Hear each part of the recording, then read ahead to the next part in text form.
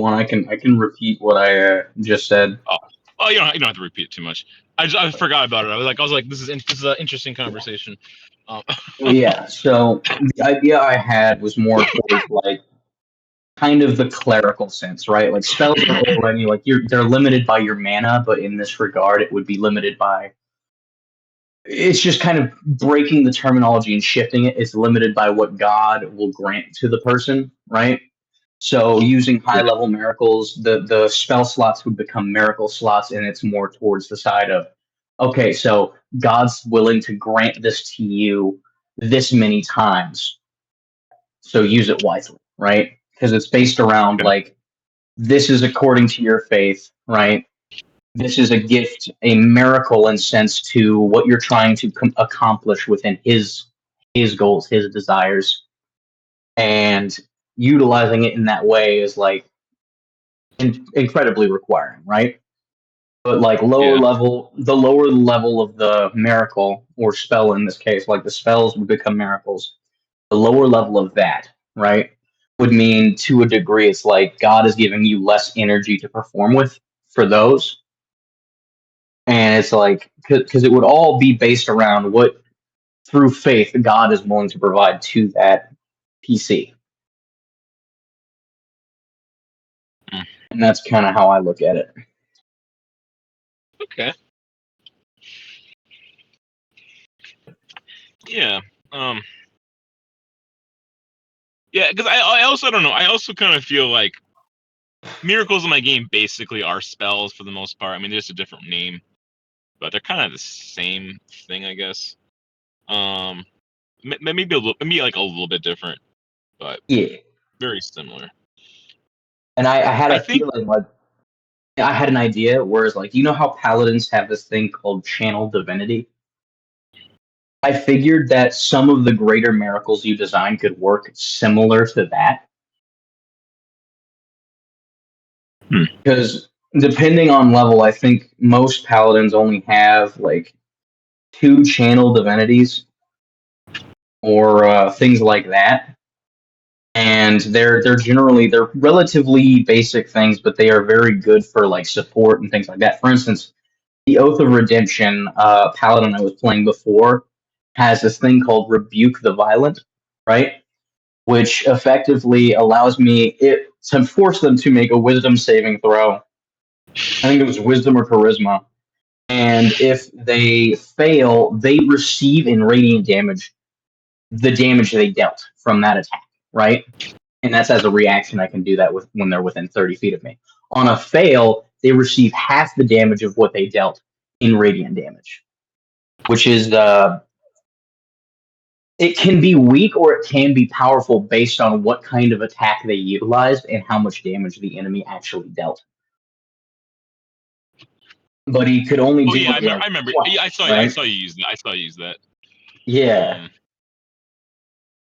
Yeah. But I Okay. Yeah. figured like greater miracles could work like channel divinities, right?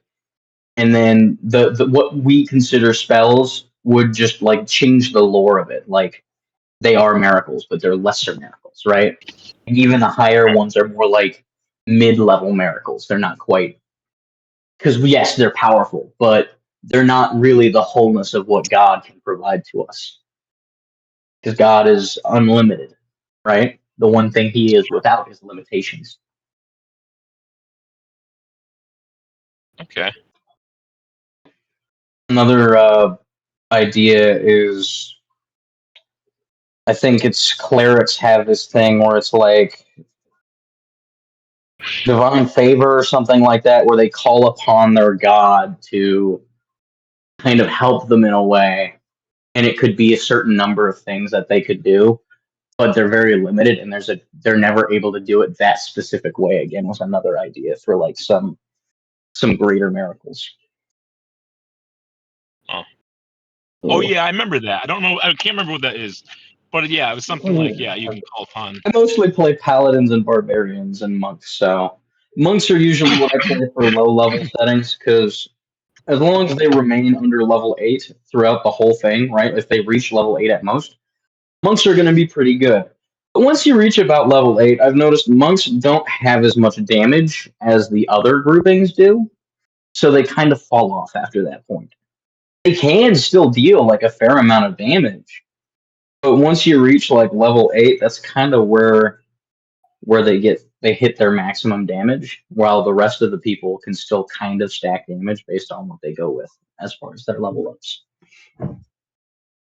Yeah, I think I've been noticing the fact. I mean, I felt like there was a power creep, but I feel like the power level is going to start kind of what do they call it, like leveling out. I think Yeah, in the world, because like I mean, you get your equipment. The equipment can give you nice boosts. So there's an action economy. Like you get one action, one bonus action, you can move, and attack. But yeah. even if you have pages of stuff, it still is Of limited, right? sentient potato. Yeah, Well, that's me. Hello, how Hey, are you doing? how's it going? Going pretty well. greetings and salutations, UFO Badger, and welcome to Christized D&D. Yeah, hello. You haven't talked to my VC before, have you? No. Oh, No, okay. I just So joined. Oh, just two things. One is, are you above the legal age of 18? Yeah, I am 18. Okay. Also, I have this Craigbot. I'm recording the audio. Just so you know about it, or if you're okay with it. Huh? Okay. So I always do this. I do the same spiel every time. Okay. So I'm sure Chip here has heard me say this like 50 times. But okay. Hi. So my name's Phil. I guess that. Yeah. I ain't even gonna respond. It was pretty easy to tell your name was Phil based off the fact that you are named Phil 777. Yeah. well, okay. Well, actually, my name isn't Phil. I just go by that so I can trick everybody. The false, no, no, no. But yeah, we're just talking about this D&D Christianized version of it. Yeah. Yeah, so Kind of like, I figuring mean, how out the does that lore work? Is ways. it like inspired by, Christian tradition? Is it like actual Christian stuff in the game? There's actual Christian stuff in the game. It's kind of like, I'll put it this way. One of the things we were just discussing is spells. So spells aren't in D&D. Spells are effectively determined by mana and like what you learn over time, this, that, and the other. And the amount of spells and types of spells you can go by level are loosely based by your level and the amount of mana your character has by verbatim, right? Yeah. Well, in here we're discussing like the lore of how it works because they're not spells, they're miracles. So to a degree, all spells would be lesser miracles, which is provided to the character through their faith and connection to God, right? So casting higher level spells are like casting higher and higher level miracles, like their strength, their connection with God to that degree is more in depth, and thus they're allowed to cast those higher level miracles.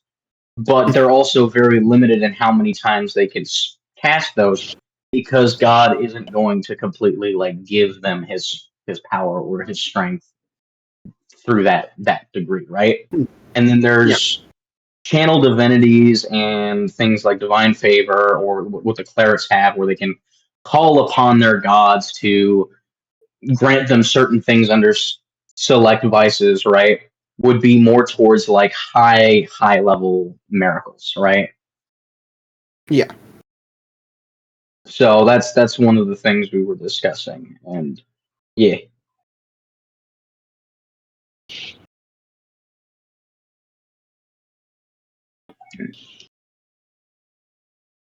Oh yeah, Chip. The other thing I was working on, I can call them like, I'm not sure the term, like calling them add-ons or techniques.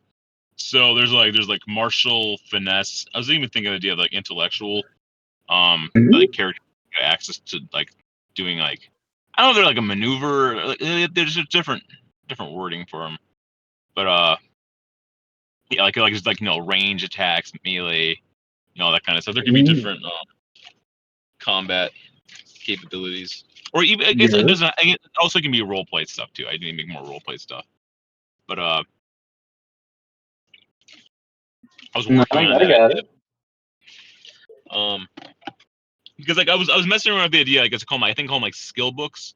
It's like players can obtain skill books in the game. They can get like a special, I guess they call it skill, right? There could also be like a class book. You could gain access to a small, maybe a one-time thing for a class, or even a faction, I guess. I guess what it would do is it lets you keep your class and everything at the same, but you could slowly start adding on a brand new variation of the class or abilities. And you could maybe invest more in that and slowly level that up. Want to kind of what I do is a lot of dungeon masters and campaigns, they kind of disregard the material requirement for spell casting and things like that, as it would be to a degree that would be the same. What I was thinking was there should be certain objects, like how there would be spell casting focuses. It would be similar like focuses for weapons, where it's like a rune you can have inscribed into it, where it's instead of it being ignore the material thing, since we already kind of do that. It's more like if it's something that can add damage to the weapon or change the quality of the weapon, then it can be done without expending a spell slot or a merit slot. For example, if you have a weapon that's considered a miracle, right? And a paladin decides to channel or to utilize their divine smite. It wouldn't cost them, when utilizing the divine smite on that weapon, that miracle slot, because the weapon would be acting as the material qualifier, right? And it would be allowing them to kind of forego expansion of that slot. Be limited to things like divine smite or the various that kind of ignore the weapon versus things like actual spells. They couldn't cast, or they couldn't request upon a miracle and then drop a giant ball of flame or a meteor on their enemy just because they're holding something that has a miracle focus rune in it, right? Oh. Interesting. Yeah, I don't know. It's probably true. I mean, I feel like because the reason you have to burn the slot, I mean, I guess it's I'm trying to think. There must be a good reason why they make you use slots for the smites, right? That way, it kind of forces you to have a limited resource. Well, technically, as a paladin, the first smite is considered free, right? I think it's more towards to a degree, as you're using your smites, it still requires divine energy, is I think why they make it have slots. But the first one doesn't generally cost people anything, which is what allowed me to come to the idea of utilizing a special weapon that can act as a kind of removal to that. Okay.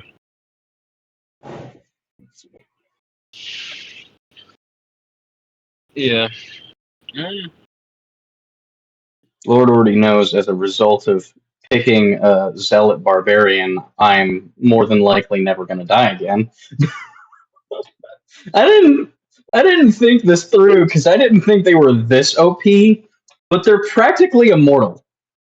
And they're only level 5, and that terrifies me. Because the reason I picked them was okay, I can deal big boy damage, right, and tank a lot while I'm raging.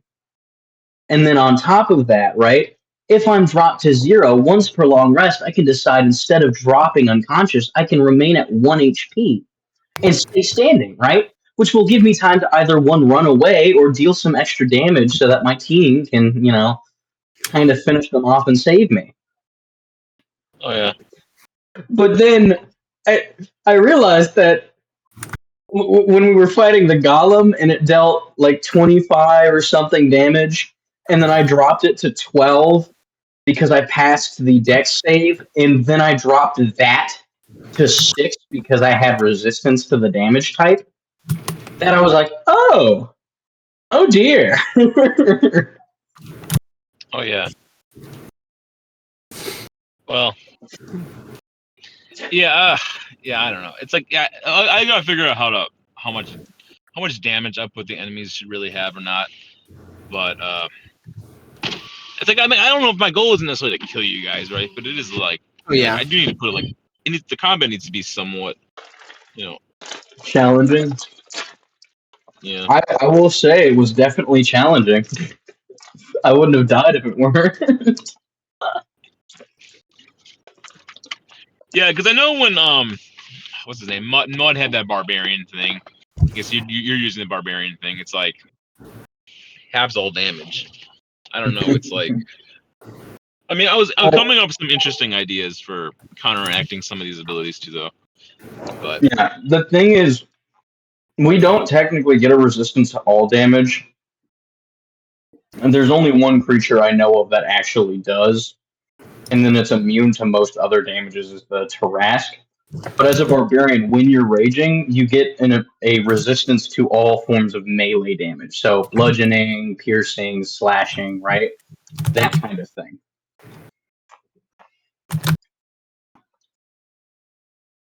I'll have to. well, isn't it everything but psychic? No. It's only like physical types of damage. There's no magical resistance unless you pick specifics like subclasses, and I think those are higher level things. But yeah, no, it's yeah, it just gives you resistance to the bludgeoning, piercing, and slashing is what it gives you resistance to.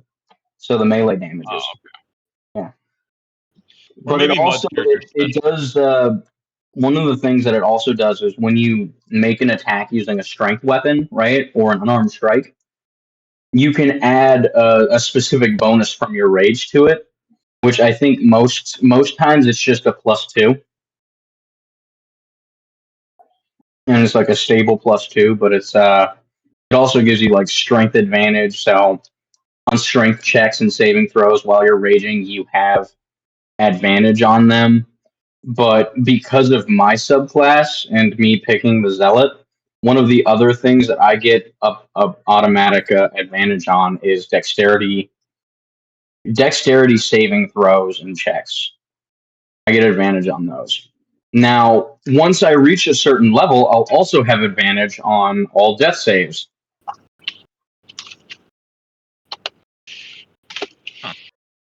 Further making my character immortal. So yeah. the way that God works in this world, is it just God, or is he like a form of like Ao in like the Forgotten Realm sort of sense? It's so he's the one true God, but to a degree, there are other gods and like religions that certain factions worship. The issue is they're considered to be worshiping the false gods and enemies of the one true God. So think of it in the sense of the holy war. Okay. Like, for instance, sorcerers utilize magic and things like that, and that's kind of why like wizards, warlocks, sorcerers, and like all the full casters are restricted. We can't use them. We can use some of the half casters. For instance, we can use the ranger. We can use paladin and cleric, right? Yeah. But so I mean, so wizards would be like considered like getting their magic from like a false god, basically. yes, unholy and dark. Yeah.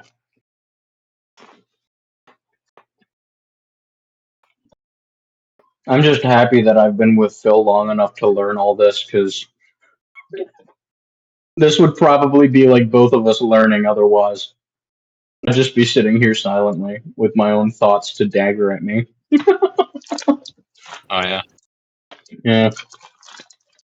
No, I'm kind of happy in both the ways. Like, I am honored that you picked me as a moderator, And I've been doing a lot of like trying to brush up on the rules you have because you expressed that you wanted someone to do like an additional DM. And because I have some experience with DMing, I was once I've learned enough about like the rules, I was going to learn about like what your story arc is so that I can kind of help you with that. Okay, that's good. That's good.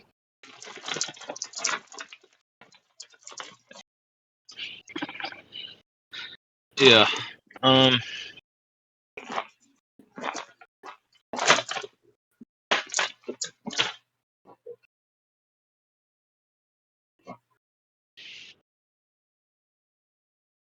Yeah. I also want to say like the world. I mean, it does have Christianity in it, but it's not always super heavy religious necessarily either.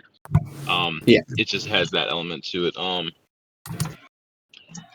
feel like it's a pretty open, like I don't use the word like a neutral, pretty open world for the most part. For me, I just didn't really want the players to be using like magic, so I just kind of came up with some way to kind of like maneuver around it. But There are ways you could incorporate it. Yeah. oh, and by the way, spellcasting does exist in the world too. Oh Yeah, I it's know. just It's just evil. yeah, it's just way I figured I'd get around it is I'll just paint it evil, and then that kind of just fixes the problem in a lot of ways. There is technically like I'm sure to some degree as we develop that we'll be able to use things like wizards, but they'll be very restricted to a sense because it would be more like scholars of God, right? Like the scribes and the prophets were to a degree, right? I And feel they'd like there's some probably ways that it could be incorporated, like yeah. The issue magic, like as a gift, to yeah, humanity. the issue we've come to is just that first we have to kind of develop a way for it to be to write off most of those spells because things like bestow curse or vex, it's going to be really hard to label those in any way as a miracle. Mhm. And there's a lot of spells in the wizard's possession, like lightning bolt, chain lightning, witch bolt, those kinds of things, where they deal fair amounts of damage, but they just kind of it's going to be hard to rewrite them and justify them. But I have no doubt in my mind as we kind of get better at it, we might be able to incorporate certain subclasses of wizard, but they would be restricted to something like a scribe of God, right? They'd be like I mean, a paladin that's less melee focused, right? you could also keep it more open-ended, where it's the magic itself that's a gift rather than spells. Spells are like creations of man. So you could say Yeah. stuff like, bestow curse is like a corruption of magic. It's like an affront. Right. And yeah, so obviously wholly aligned wizards would not use it. Yeah. What are your thoughts on that, Phil?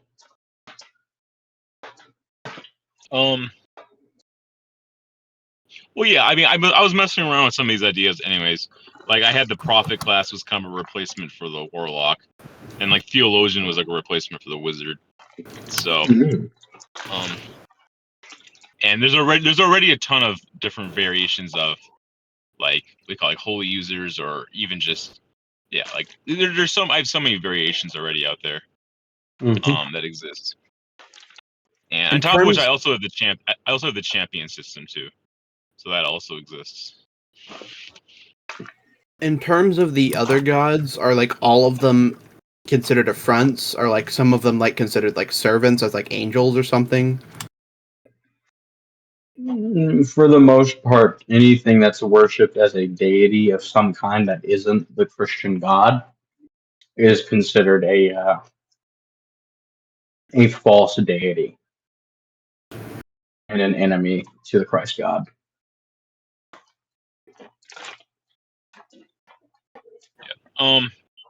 Or they just don't exist. Yeah. Yeah, I mean, I trying to figure that part out is a little tricky because, like, I mean, like, it's a Christian world, so there's God, but also, like, I really shouldn't be like role playing God because that's pretty blasphemous. Yeah. But like, I kind of the way I have it is he kind of just exists in the world, or he exists and people know him, but I don't really show him directly. I don't like speak for him. I might use like Yeah. supernatural power from like heaven, like some big thing might happen, but I don't really like speak for him. Yeah, that makes sense. It's a tricky way to do it. We But are it kind familiar of works. through the Bible with the will of God, but we are in no way, shape, or form aware of what God is or what He truly desires. It is through our faith that we hope to better understand and better connect with God. But we understand that to a degree, we will never fully fathom what our Lord, kind of wants for us.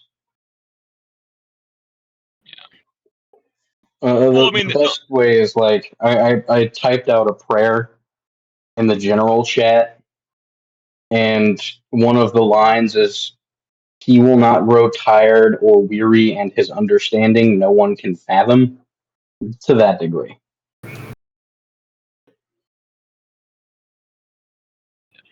yeah. I mean, not make this too much theology, right? But Yeah, like also it's the idea that God is God and that we're supposed to be mortal, so we have limitations. That's exactly. that keeps a distinguishes between him and us. Um, so if you knew everything and you could do everything, also you wouldn't need God at that point, right? You Yeah, could just do everything yourself, but you can't. So it's like it keeps you humble, I guess. It makes you reliant on him a bit. you're her. I'm just kind of excited. Today in my Sunday session, I'm gonna get to play Baal,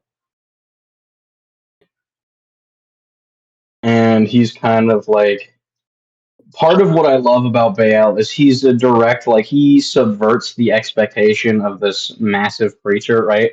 Most people would see a 9 foot 11 inch barbarian or like Goodness. massive barbarian and think, oh my god, he's terrifying, right? But the way I subvert expectations, he's really kind. And one of his little traits is he talks like this. Hello, we are friends. We can be very nice to one another. Hello. So he doesn't sound intimidating or in any way, and he has the habit of like usually if someone hits him, he's not going to fight back unless he's certain that they're trying to kill him. So there's to a degree, right? You hit him once, he's like, "Hey, that's not very nice. We could be friends. Stop that now."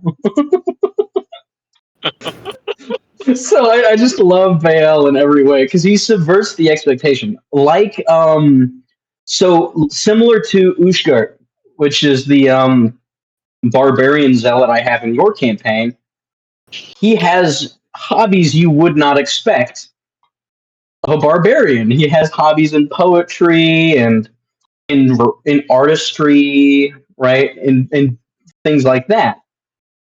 The only thing that he has is kind of like a barbarian hobby is he has a bag of holding that nobody knows is a bag of holding that he just fills with rocks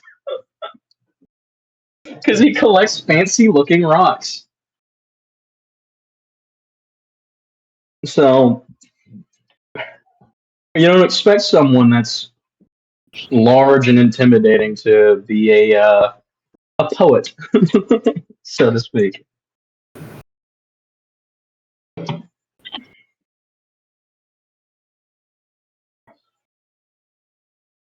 Mm. It's true. I definitely find this whole world really interesting. As a Christian myself, I've never really thought about incorporating like Christian culture and beliefs into D&D before, but this has definitely piqued my interest. Okay. So you're a Christian yourself? Yes, Okay. Episcopal. Interesting. Yeah. So one of the things that I've kind of come to the conclusion of what I perceive as is like in storytelling, like almost all the stuff in it in the world is like a prop, I guess. Or if you're like doing a play or like a story, like it's props. So like even the idea of magic is like a props, and there's like you can use like melee or range or really there's like so many different. There's like 100 different things. So even faith, I guess you could say, could be a props. It's just like like props or tools in the story. So it's like,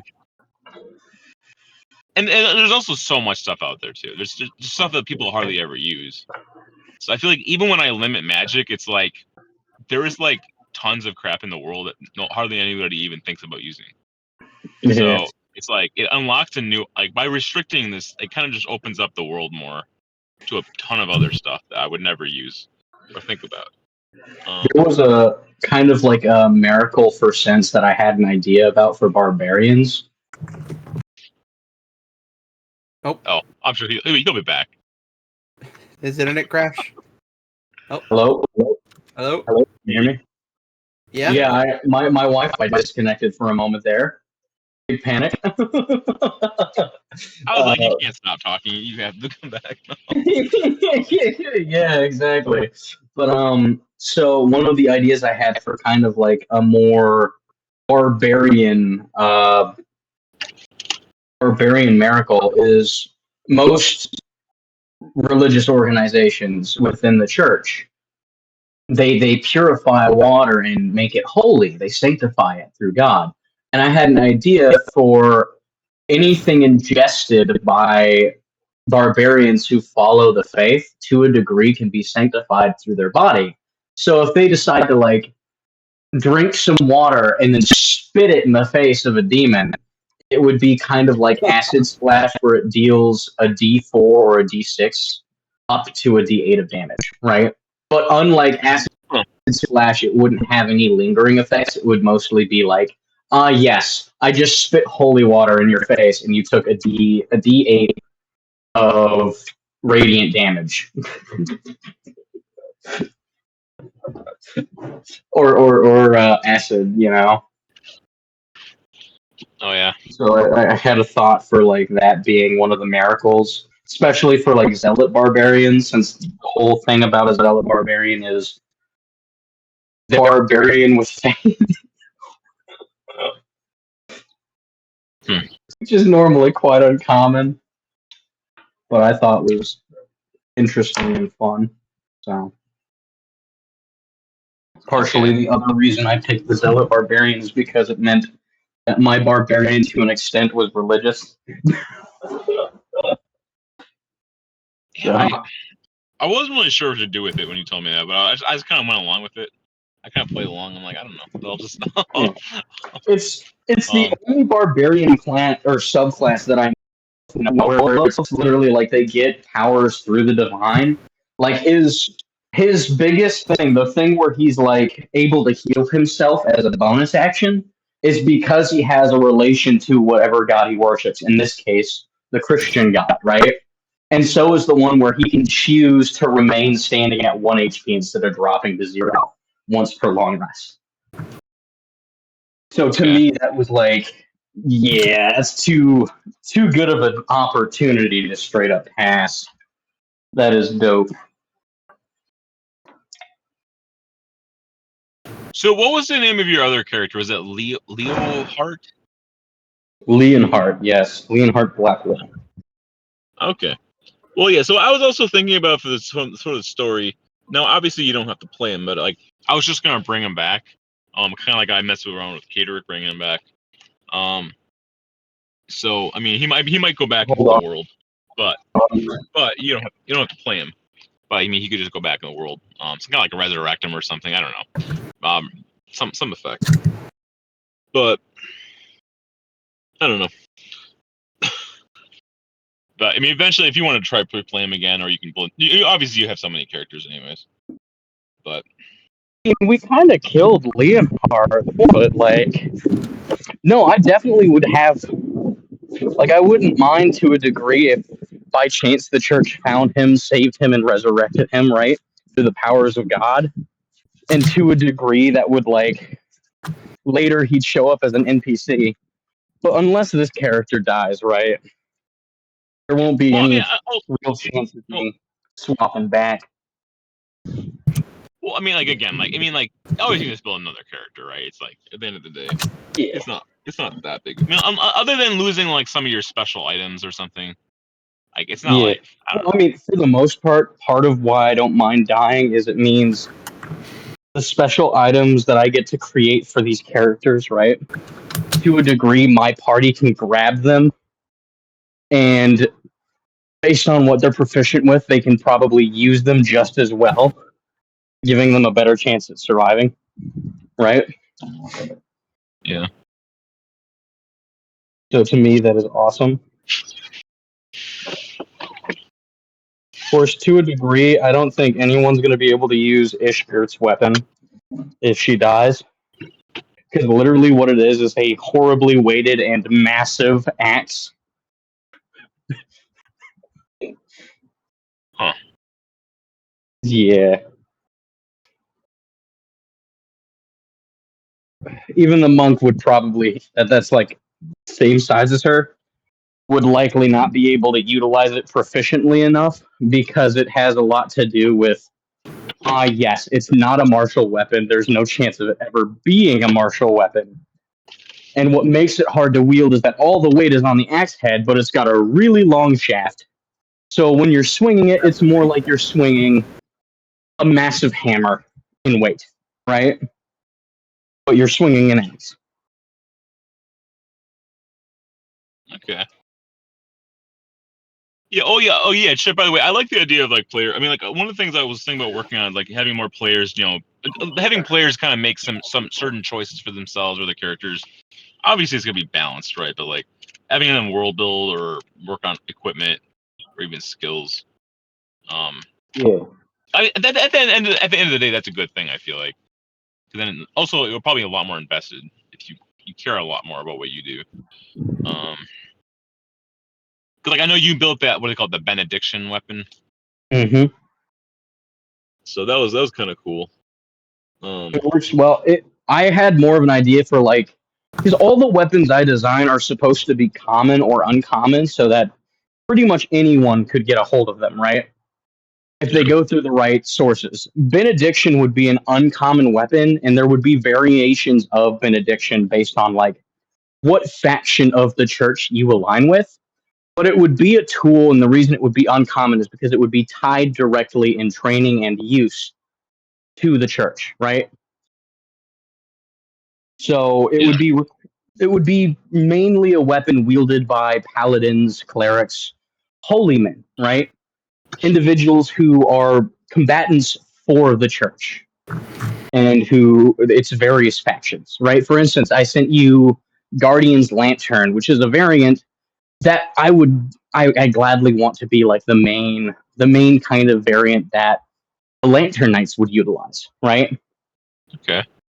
Yes, it's a little weaker than Benediction, and it's more tailored towards like helping the allies than it is for combat, which is why it would be perfect for the Lantern Knights, since their whole thing is protecting those who can't protect themselves and serving as a light in the dark for those who are lost, right?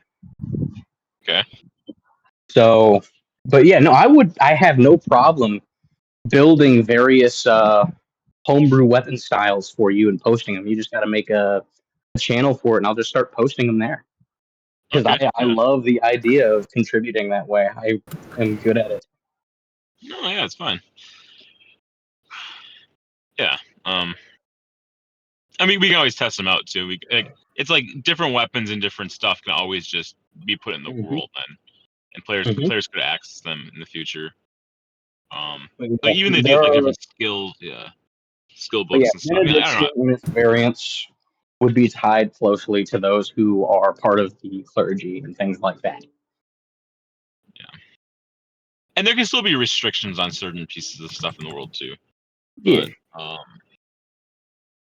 But We lost our boy.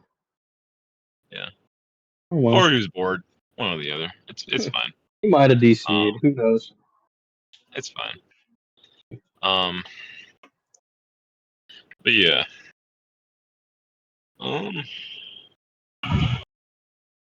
Okay. So, what do you think about my combat maps? Are they too small? Some people might think they're too small of a map. I have to agree with those who think that it's a bit too small. I just don't know when you guys open them up how big they look for you guys. Uh, the thing is, like, as far as like the spreadsheet's concerned, it feels very compact. There's not a lot of space between various like characters and enemies, which means for the most part, if we want to attack multiple at once using area of effect attacks, we can, and it makes it a bit.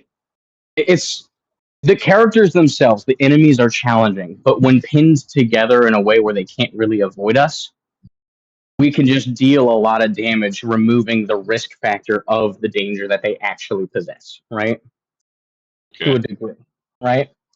With a larger map, one solution that I had for it, instead of increasing the size of the map, would be increasing what each square represents, right? So for usual D&D, each square represents 5 feet of movement, right? But to a Yeah. degree, there are certain groups I'm in where they utilize a square as 10 feet so that they don't have to expand the map as much.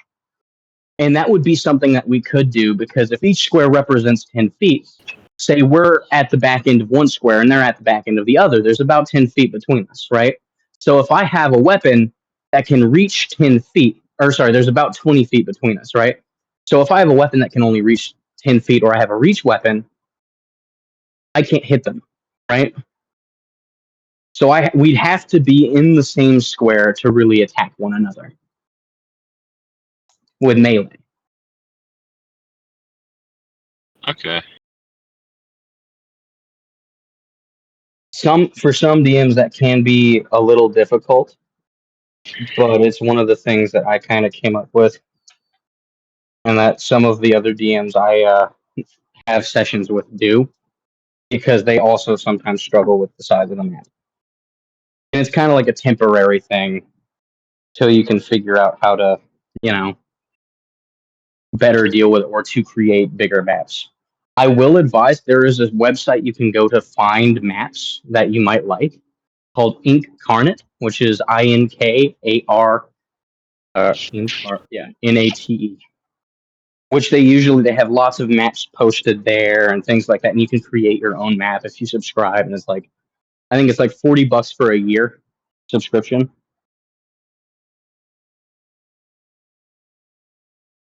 But you can still access it and utilize most of its features without even subscribing, which makes it amazing. You just can't create maps and things like that yourself, but you can still download and utilize various maps.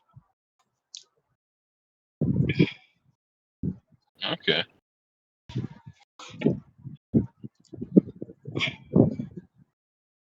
Yeah, I guess my other thing is, since I really don't have the ability to move the tokens on the map, then I'm not sure how bad that is ultimately either. I figured out. So you can utilize Owlbear Rodeo to do that.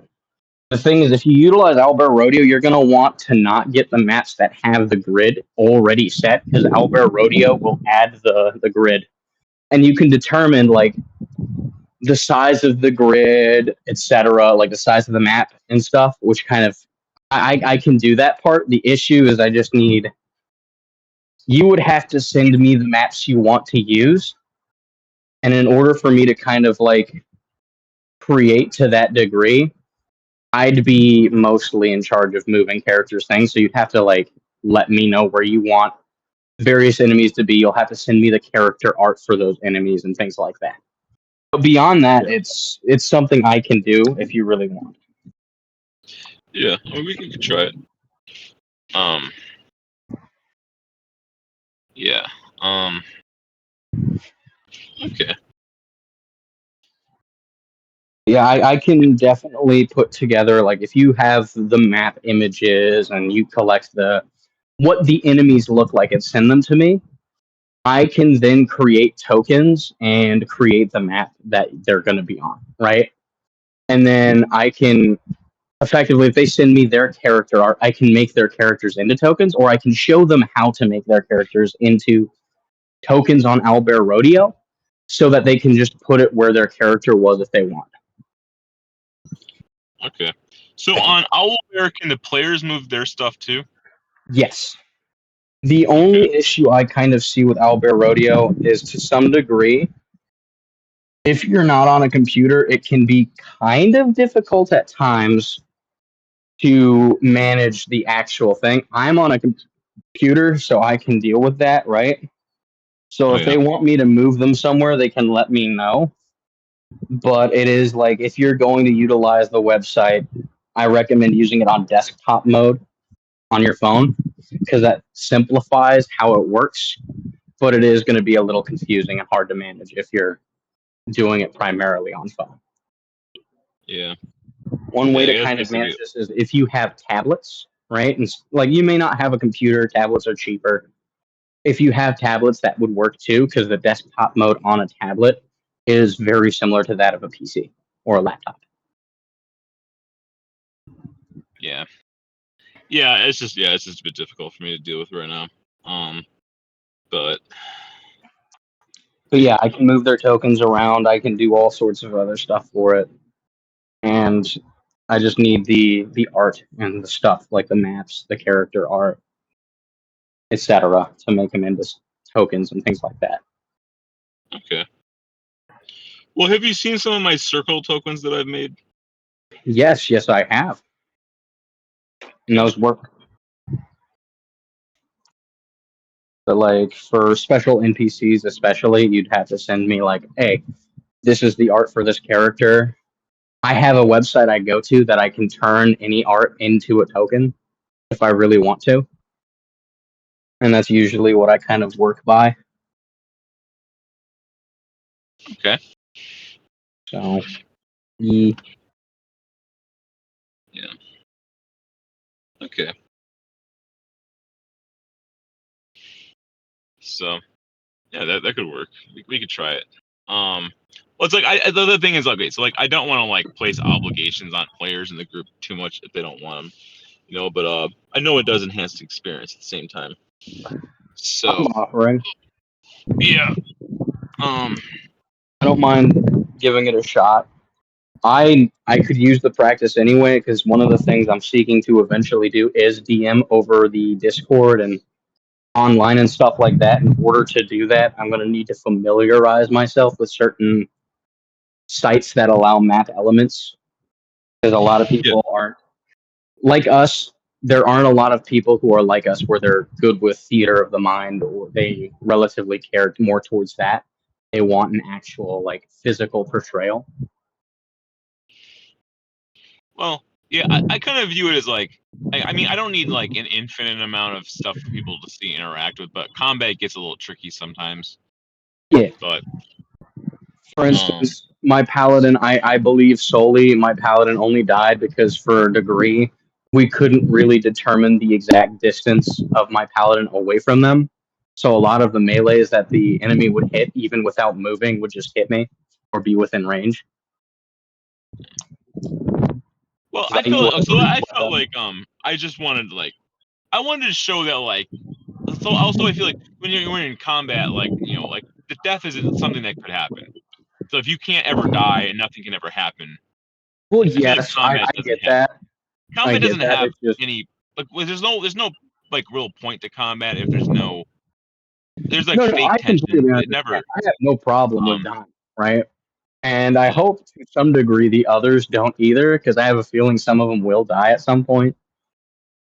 And like, it's a thing that happens. Like in D&D, if you kill your players as a DM, it's not something to be like, oh, I feel so bad about. No, that can happen, right? That's a possibility, right? But Yeah. also, like, I feel to a certain degree, because one of the things is Benediction has 10 foot of range, right?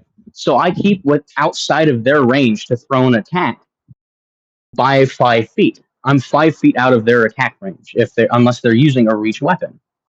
And he was hitting me with a lot of melee attacks, and I was like, oh. To a degree, it's like I just want to put it out there. It's like, I assume that's a reach weapon in that circumstance, right?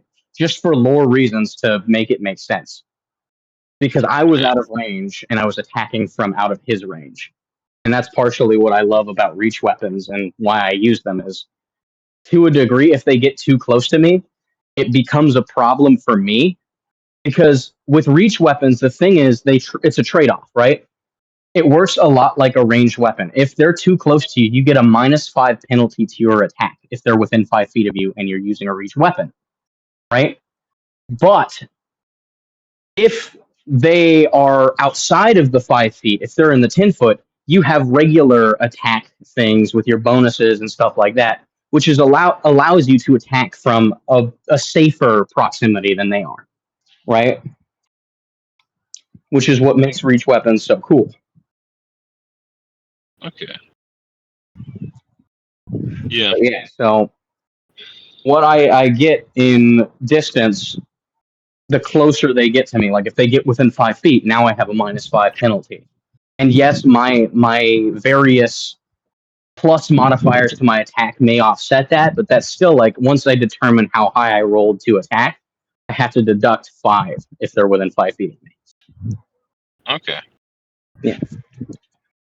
I mean, I'm gonna be honest with you, it's better than how it used to be in 2014 rules, right?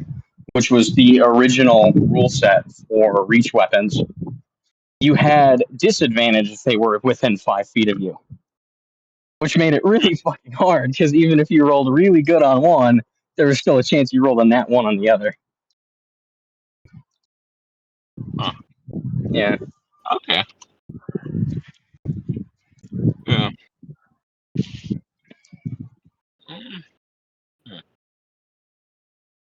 Because I know in my follow game, I kind of played that on Sunday. One of them was using, I think, like some kind of even virtual.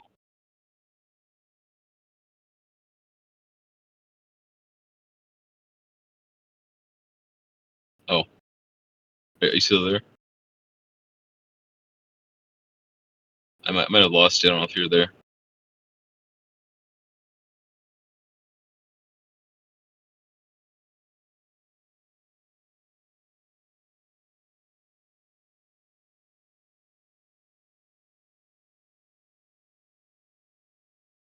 Can you hear me now?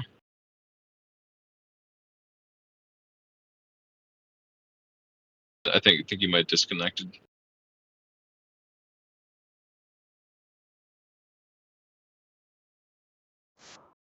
Hello? Hey, I think you disconnected there. I did. I did indeed.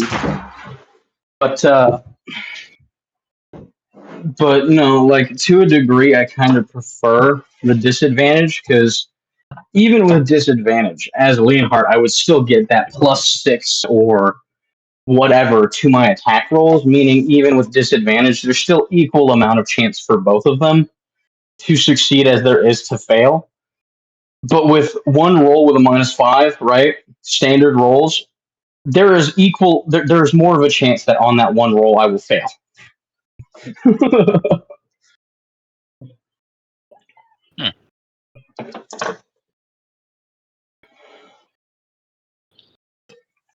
Yeah. Yeah. Also, that combat was a little bit janky. You know, I mean, like I don't know. It was I just think you decided the smart thing was to target me because you notice that I'm very tactical when I do combat. And to a degree, I can't even be mad at you for that because, like, if I were the DM and I noticed that one of the characters was really skillfully whittling down my enemy base, like my NPCs, while the rest of the team just kind of acted as a distraction, definitely would target that motherfucker the hardest. I would have no remorse. I would target him too. And Leonhardt was definitely hitting hard and giving his teammates a level of advantage that made it worthwhile. Yeah. Huh. Yeah. Oh, I'll test some different stuff out in the future. Because to a degree, I feel like if a DM assumes that just or is like the kind to be pitiful, where they're like, oh, we pity the fact, like, yes, they're really smart, but we don't want to just solo target. The NPC would be smart enough that if they noticed a certain individual posed a higher threat, they would target that threat more than the others. because it maximizes their chances of victory, right? So if a DM goes out of their way not to target certain players when they're dealing the most damage and they're the biggest threat, to a degree, that's just kind of giving plot armor to that character. And I would be, it's kind of like with other ones I've recommended to the other DMs. I don't mind if I die, right? Like I've explained to them, but they feel like to a degree they don't want to kill their players because they feel like it would be mean. And I'm like, you're the DM. In battle, realistically, characters die, right? There's a chance that we could die. So holding back is more of an insult to those players than it is like trying to make it fun. Yeah. Yeah, it's like a balancing act. Yeah. Like also even on that team you got like Mud. I don't know. He's such a he has like he takes half damage, then he has like double his HP, right?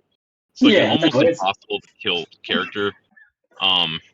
we have tanks. Yeah, it's going easy on us when we have tanks like that. Is overall just it's giving us plot armor we don't need. Like for instance, let me go and look at Ushgard. I moved around some of her stats, right, to kind of optimize the character better because I realized I could, and it just took like changing around certain backgrounds and things like that. And Ushgard went from having, I believe it was like 107 HP. No, it was 105 HP. Now they have a max of 130, right? And it's because I realized I could have the Savage Attacker and the Tough feat at starting level if I put my things in the right order. And because level 4, I also get the durability feat, so or durable feat. And what effectively those feats do, Savage Attacker is more combat oriented, right? When you roll an attack once per turn, you can choose a specific attack to re-roll the damage to, right? The damage dice. But you can only do that once per like turn, right? And you can only do it on one attack. Now that I start off with because of the soldier background, right?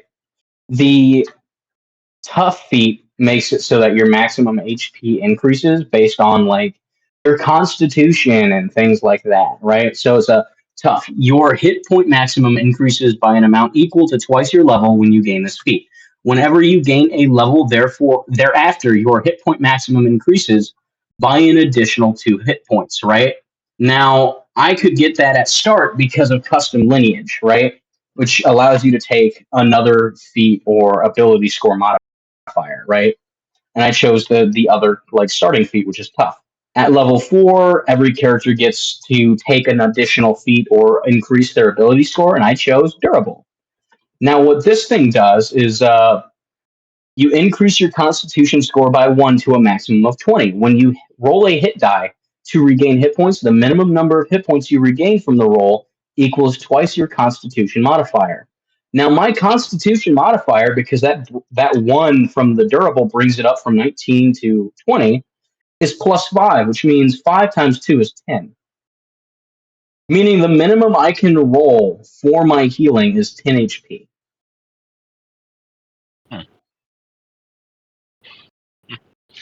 So I'm building. I might not be a massive heavy hitter like most people do with their zealot barbarians, but I am making my character more and more heavily a tank, right?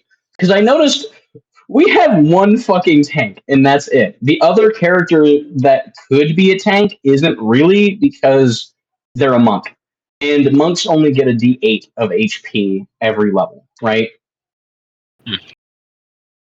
So as a barbarian, barbarians are the only ones that get that D12 per level for their hit points, right? So it's wisest to make barbarians into tanks. And yes, that means I'm sacrificing some of the damage I'm able to do. But I'm willing to do that if it means that I can tank better. You know, that's support. Every party needs a good support member. You can't just have one tank. That leaves the rest of us pretty weak. Okay.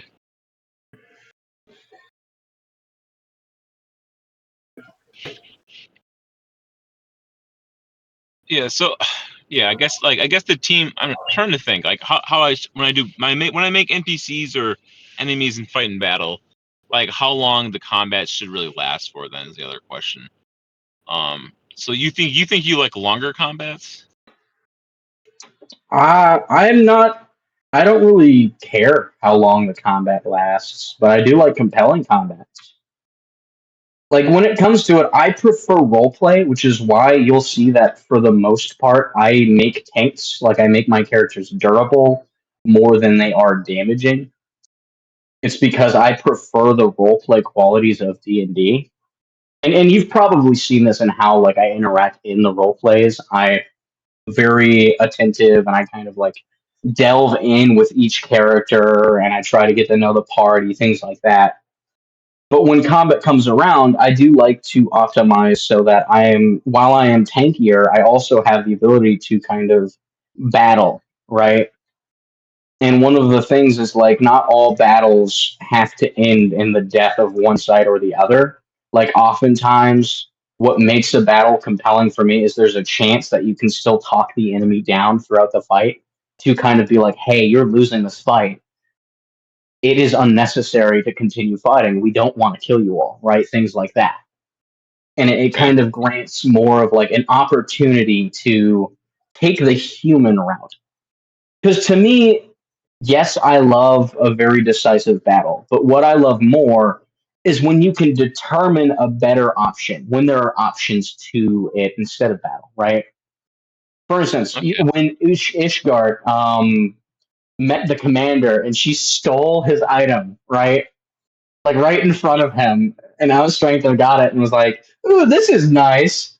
That could have ended in combat, but because I rolled particularly well on my saves as well as my charisma, right, I was able to kind of prevent a combat orientation and still give that kind of this character is blissfully stupid, Yeah, right? that's true. So it didn't end in like, oh yeah, now we have to fight. It ended more in a, oh, that's kind of funny and stupid in a way. Let's try and teach this character not to be an idiot. Huh. Yeah. Okay. Okay. That's fair. Mm. But to a Okay. degree, I will say that Ushgart hasn't even been hit hard enough to need to heal after everything that's been swung at her. I mean, she technically now she could choose to heal because what she took from the golem, and I think no, she doesn't need to. I would heal unconditionally more than I need because I have a maximum of 130 hit points, right? I'm at 121 hit points with the damage she sustained so far. Which means if I healed, the base minimum would be 10, which would be one more than I need to fully heal myself. Huh. Yeah, I think you have about the same amount of health that Golem has. Yeah, You're like more. barbarians are dense, and I fucking love it. But no, I've discovered what I mostly am good at playing is lawful good and and chaotic good, right? So with my barbarians, most times lawful good, neutral good, and chaotic good are the things I'm good at playing for alignments. Barbarians can be neutral good or chaotic good. Ushgart clearly is going to be more of a chaotic good alignment. And that's mostly because of like she's not too concerned with laws or regulations as much as she's concerned with doing the right thing. And to a degree, one of the things in her lore is she was cursed with an insatiable desire for battle, right? So when combat takes place, whenever she's injured, she takes that as like this kind of trophy. She's excited. It enthralls her. It makes her the thrill of battle is what she lives for because of this curse, right? So to a degree, she wants to do the right thing. She doesn't want to commence battle. But when she's in the heat of battle, it's almost addicting for her. And she doesn't want to stop. Okay. And that's the way I kind of made her more compelling in a way. Is like she's not just a barbarian by choice; it's more against her choice. She believes through her faith to God, to some degree, she might be able to save herself from this curse, but she is yet to find someone who can undo the curse, so to speak. Right? Okay. But that's why she's chaotic good. Leonhardt, as you knew, was lawful good. And you saw how it was like he lamented the idea of killing anything, even the corrupt, because he still to some degree believed that through prayer and if they were willing, they could be saved and brought back to the righteous and light path, right? And so even when he was killing them, instead of just outright tossing their bodies aside or destroying them, he would finish with a prayer instead because he genuinely believes by praying to God for their forgiveness of their souls, right? And putting it upon himself to kind of seek that forgiveness from God, that there might be a chance for them to still be saved before it all ends, right? That God might shed his grace and mercy upon them and save their souls. So that's kind of what Leonhardt is. He's lawful good. He's very much towards following the laws of God. While he's not concerned with the laws and regulations set by civilization, he full on intends to follow what God has commanded of him and what he believes his God is saying, hey, not do this for it is wrong. Do this for it is right. Do not expect compensation for doing the righteous thing because at the end of the day, the reward is doing the righteous thing, right? And that's how I kind of played him. Then you saw another character. My neutral good character right now in any campaign is Baal, my zealot barbarian who is level 9 for the Sunday campaign. And his thing is like he's neutral good because while he's not concerned with laws and regulations, he's still heavily towards following them as long as they tie into doing the right thing. So he's not against them, but he's not against breaking them if it means he has to. He prefers to follow what is the law, but he will apply what he believes is right before what he believes follows the law, right? And so to a degree, he's good and he's indifferent towards those things, whereas with chaotic good, they have no concern for the law. They don't care. They're not too worried about breaking it as long as they do what they think is right. And versus that to lawful good, lawful characters are very concerned with the law and following what they are and trying to do the right thing. They don't like breaking the law and they will avoid it if they can.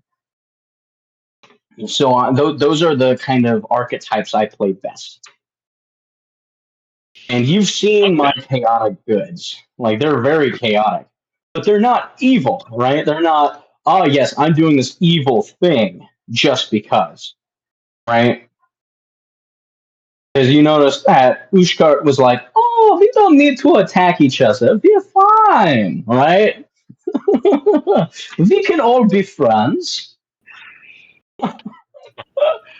And even though she had just taken from someone, she's trying to be like, hey, we're good people. We don't have to fight. There's no need. As you saw my I believe it was neutral evil, which was Gilter or Gielter, depending on which text you go to, right? And she just didn't care at all. She would kill if it meant furthering her desires, right? Like, she would willingly have sacrificed any one of these party members in order to get her belly full. Because that's what her real concern was, is I want to eat. Okay. Yeah.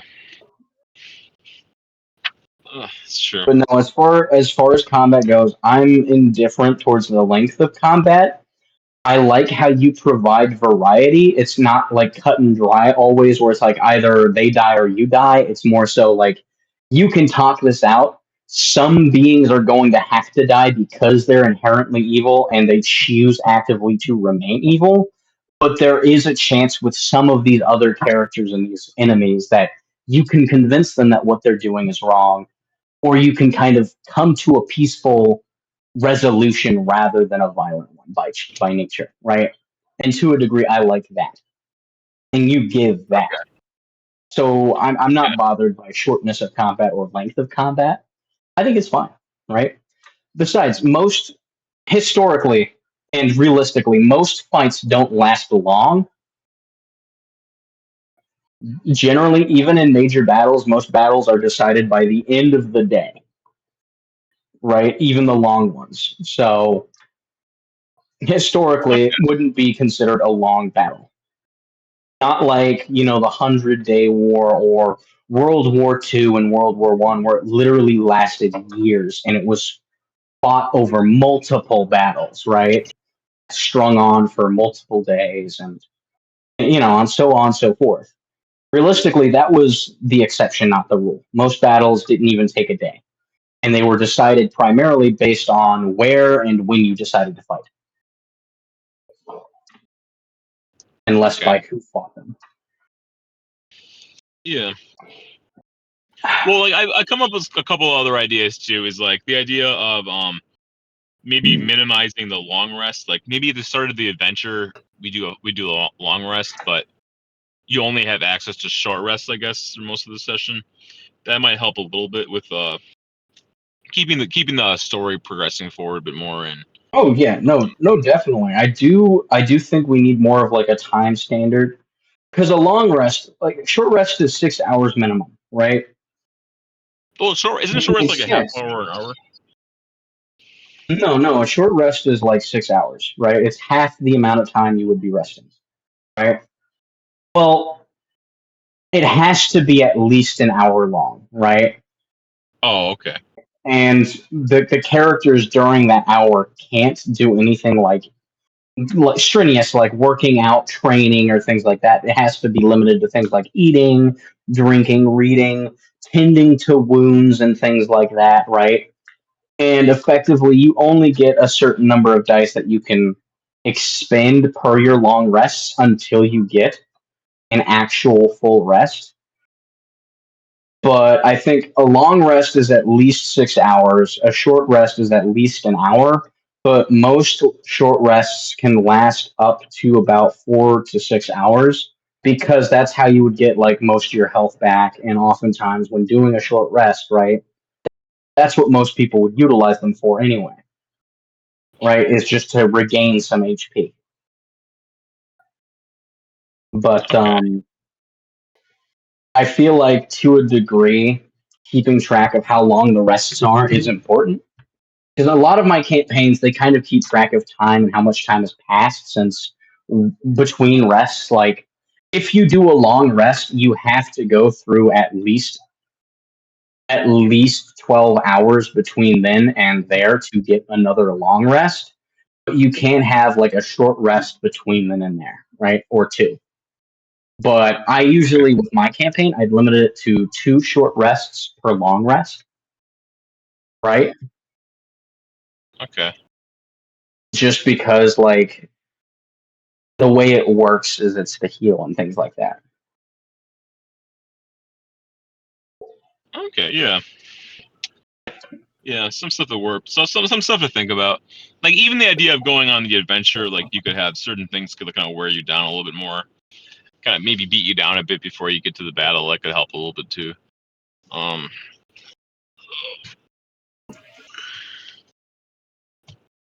But yeah.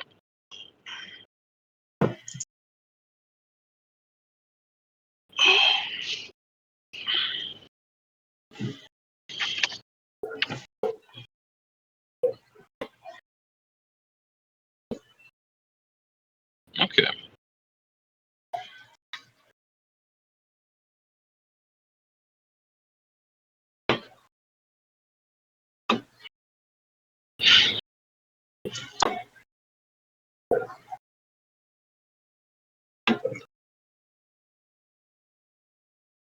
Um,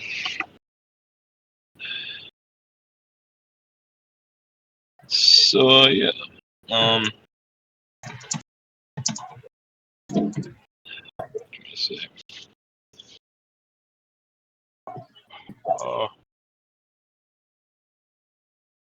I guess, do you have any other suggestions for the game?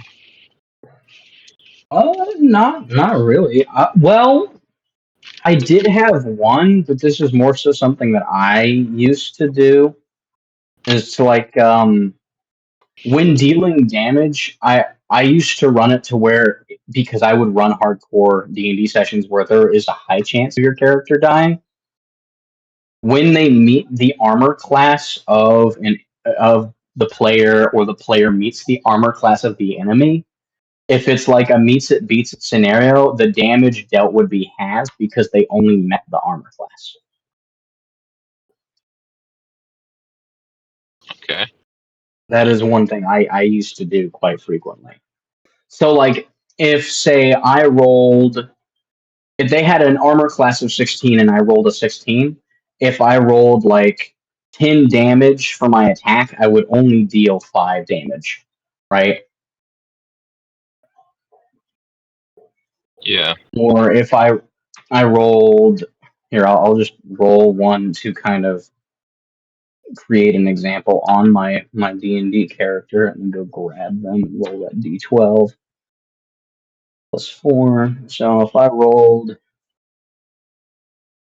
okay, I rolled a nat 1 on a 12.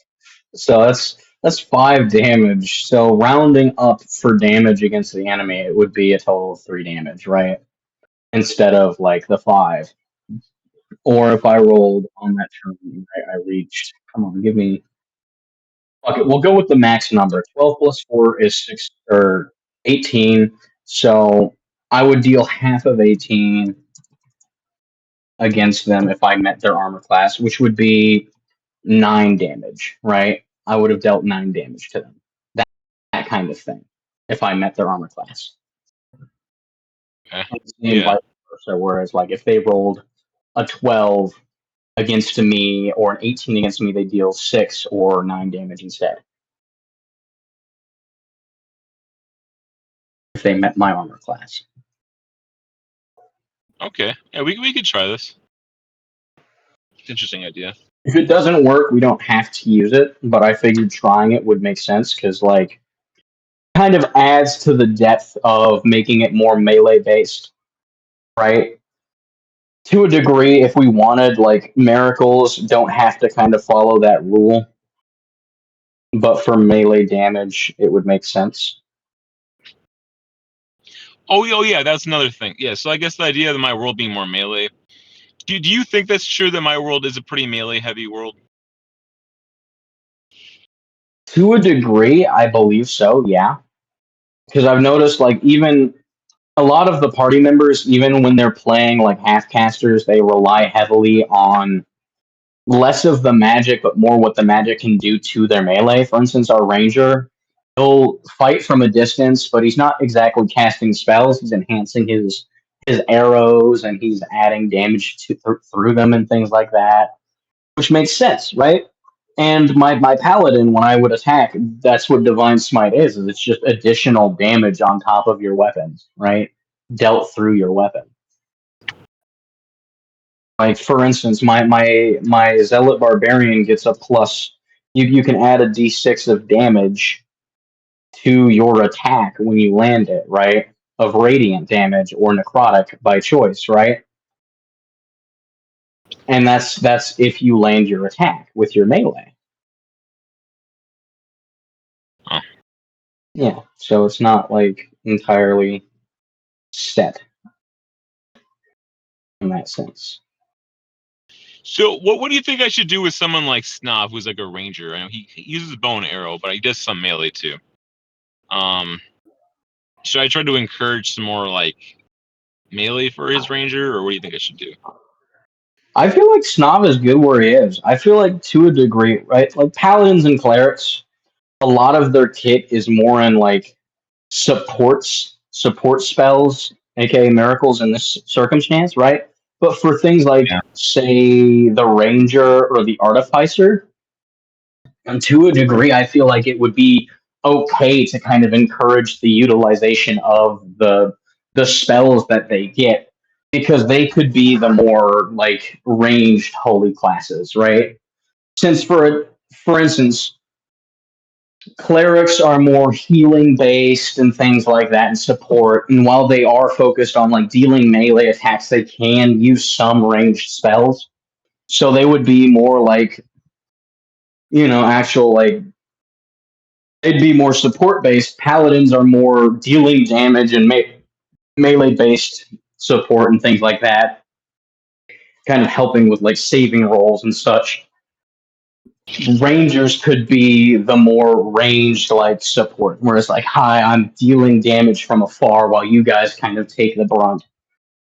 Because to a degree, we always had that in history too. There are those who are on the front lines and those who are in the back, right? So to a degree, yes, magic is being limited. If we stylize the magic we do have as miracles, it should allow them to utilize them more freely while still being within the conduct of the religious kind of setting. And Yeah. I feel like Rangers, because of how fleshy they are, and on top of the fact that they can't really do a lot of damage with melee weapons, should be encouraged to utilize their miracles a bit more. Because one of the things is like, unlike with a paladin is proficient in most martial and simple weapons, and a cleric is the same, but a paladin's proficient with all forms of armor, light, medium, and heavy, and no, right? A cleric's only proficient up to medium armor, and they're only really good with, I think, simple weapons and finesse weapons. Rangers are only really good with simple and finesse, meaning they're kind of limited when it comes to melee to daggers. Daggers and short swords and light weapons, right? And those don't deal a lot of damage. They deal very little. Yeah. That's true. Huh. Okay. But yeah, no, I would like to say to a degree, if you really wanted, at some point they could kind of reunite with Leonhardt, and I could swap back to Leonhardt if you really wanted. Yeah. Like Well, I mean, Leonhardt, that'd be also your choice. That'd be your choice too. I would like to because I really liked playing Leonhardt. So if given the option, I would definitely do it. It's just we wouldn't be able to kill Ushgard, so we'd have to do it in a way where it's like Ushgard could have been the one to save Leonhardt, and they don't know it. And later, they kind of find Ushgard's home, and they find that she took Leonhardt's body, and she's been following them a lot longer than they knew. And as kind of like a background character, she's been treating his wounds and nursing him back to recovery, right? So, like, the way it would work is like Ushgard could be that background character that I use when my characters do die, or things like that. And to a degree, she's part of a faction that kind of is watching these champions of God in the background, making sure they don't die, and if they do, that their bodies are treated with fairness and respectfully buried in the way that their God would want, right? Okay. So that's how I would explain like me having played Ushgard, since she is effectively at this point, even at level 5, she's basically fucking immortal. But I guess the way we could do it is after we finish like combat and stuff like that, at some point it could be like Ushgard recommends they kind of come with her to her home, and you as a DM encourage them to kind of follow that, because her goal is secretly to reunite them with certain buddies, right? And while they might not know who, they'll find out, and then at that point I can swap back to Leonhardt, you know? Yeah. But You it can does try. give some depth to the story as well. So I like that.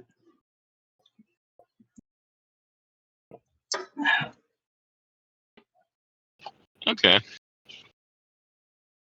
There we go. That, and it would allow me to still be like, the reason I make them very tanky is because like, even with Leonhardt, you noticed how I didn't deal too much damage, but I dealt it frequent enough that it would stack, right? That's because I focused primarily on making Leonhardt tanky as well. I always go with like a tankier character because I love the roleplay. So to a degree, it's like I'm still playing a tank, but I'm also more support oriented as a tank versus more, hi, I'm going to take this attack and give a harder one, right? Which is cool Yeah. too, but like, I just like the lawful good better. I like the idea of as I'm destroying this enemy, giving, like, praying for their redemption and things like that, even in the face of their death. Yeah. Being able to gift them through God absolution, right? As priests do. That's what Leonhardt is he's a battle bishop, effectively. He's a battle priest. Yeah, I'm not sure if you were there for that. You weren't there for that side quest that we did. No, I guess when I brought Kadra back, like I had some. I mean, like maybe it's a little mysterious. I don't. But I don't I think guess Neil was there either. yeah, it was just. I guess it was. I guess Snob's there, and I had to figure something out. But so like, I mean, it could be that like, cause like I had Kadric, I had this a big like it was just dark outside, so like this big cross in the air, like made out of fire. Kadric kind of just dropped from the sky onto the ground. So like, I mean, he was teleported, maybe he was resurrected. Something happened. So something like that, something similar to that, or a slightly different could happen for your Leo Hart. No, I like the idea because this way it wouldn't seem so magical, but more in a sense like God literally sent someone to save him, right? Yeah. Because if we have it where it's like Ushart has been following them and she noticed that he was basically dead and she saves him, it kind of ties in with that sense that God will often send someone to help us in our darkest hour, right? Okay. Because God has done that many times for characters within the Bible. When David was, or was it David who was thrown into the pit of lions? No, it was Daniel, I think. Yeah. But yeah, when Daniel was tossed in with this cavern with lions, an angel was sent down to allow him to rest safely with those lions. Right? God works like that oftentimes. So in a way, Ushart had been sent by God to help Leonhardt and save his life. Right? Okay. Because it's like right time, right place. No, I like that idea. Yeah, because it could have been when Saren was defeated. When Saren was defeated, it maybe like his body just kind of dropped there. But maybe Because like we already did the thing with Kadric where like he falls from the sky and he's on his death roll, but he's safe, right? Yeah. To a degree, they believe and they witnessed Leonhardt get dealt the finishing blow. So in a similar way, it would be unlikely that the same level of saving would come. It would make sense that to a degree someone who was watching them from the safety of like the shadows would come forth after they've all left and kind of like take his body to save him, right? Someone sanctified by the church or something like that. Because Kadric wasn't dead. Leonhardt was, which means there would have to be a special rite that they'd have to do to bring him back. And it would have to be something approved by God, or it would be something akin to necromancy if it weren't, right? Yeah. And to a degree, the church and like people with deep ties to the church would be the only ones truly capable of doing something like that in a holy way. Okay. Yeah, I like this idea. I think maybe once we finish this villain battle, we can try to find a way to make this work. Yeah. And like I feel like this is kind of like this is kind of a story arc. I feel like eventually we can kind of go down a different route too. So I mean, and this has been I think maybe this has been a little bit on the more like the bigger, what do you call it, the supernatural, like these big everything's always major, right? But I could dial it down a little bit for a while. Yeah. Besides, the other thing that kind of come to mind is if the same thing happened to Kadric happened to Leonhardt, it might give them a sense of like, because God is on our side, there really is no way we can truly die. We'll just be brought back, and that might kind of like destroy the story a little bit, like the kind of immersion. And this would be more like, this was pure, like God sent someone to be there at the right time in the right place, and it's the right person. So to a degree, Leonhardt, through the grace of God, was extraordinarily lucky, right? Yeah. And it's likely to be the last time he gets saved like that, or the only time. Well, I was also going with the notion that because like Kadrick is a kind of a special character in the world compared to the players, Yeah. so it was like a little bit different for him, his situation. But he's also one of those like he's like a fire champion. He's like this major main character, and, all these things, right? So that's like I think it's a little bit different than like for like your And player character. Leonhardt is just a battle priest with the grace of God on his side. That's about it. Yeah. Okay. Yeah.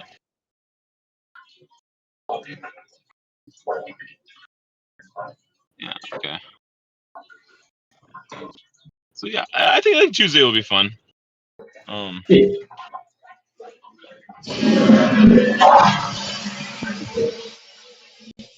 All right, I'll probably let you get going here. It was good talking with you. It was amazing getting to chat with my buddy. Hey, man, Yeah. I'm sorry that it didn't go well for you and the Sheila, but keep your chin up. You will find the one that is meant for you. I'm sure of it. Oh Just yeah, take that. time. Oh, almost forgot about that. Oh yeah, thanks for reminding me. It just takes time. You'll find the one that's meant Yeah. for you. Oh yeah, about that. Yeah. So like, I mean, for me, I said I was just gonna take a risk, but I don't know for sure what will happen. Like, I mean, it might. You never know, but it kind of felt awful, but I don't know. I don't doubt it. I just have to keep doing it. I have to just keep at it, right? It's like can't give up.